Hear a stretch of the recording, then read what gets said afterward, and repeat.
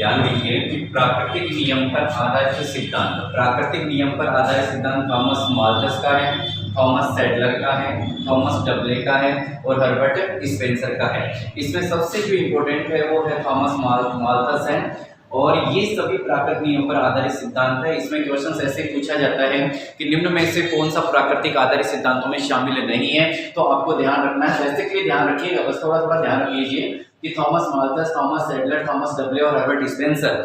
अब इसके अलावा अगर हम बात करते हैं सामाजिक नियमों पर आधारित सिद्धांतों की, तो आपको ध्यान ये रखना है कि सामाजिक आधारित जो सिद्धांत है वो कौन कौन से हैं। एक तो जॉर्ज है, एक अरिस्टिन है, ये ड्यूमाइट है, डेविड रिकॉर्डा है, कार्ल मार्क्स है। अब इसमें भी सबसे इंपॉर्टेंट कौन सा है? सबसे इंपॉर्टेंट इसमें है डेविड रिकॉर्डा। कौन सा है? डेविड रिकॉर्डा। ऊपर है माल्थस का और इधर है थॉमस सैडलर का।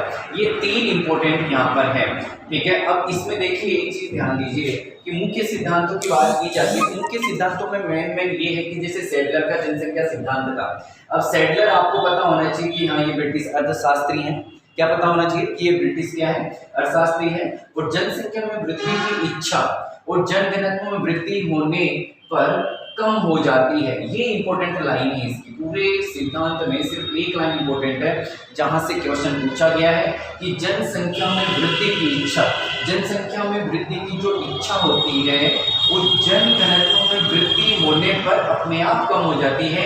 ये बात कौन कहता है? ये बात सैडलर कहता है। और रिकॉर्डो का जनसंख्या सिद्धांत जिसमें कहा गया है, इन्होंने अपनी बुक में principles of the political economy and taxation 1817 में ये बात कही कि मानव श्रम की अपेक्षा बाजार को अधिक महत्व दिया गया है। मानव श्रम की अपेक्षा किसको अधिक महत्व दिया गया है? बाजार को अधिक महत्व दिया गया है। या मानव श्रम है, या मानव श्रम को जो बताया गया है वो एक सिर्फ मानव श्रम को एक वस्तु माना गया है। क्या माना गया है? एक वस्तु माना गया है।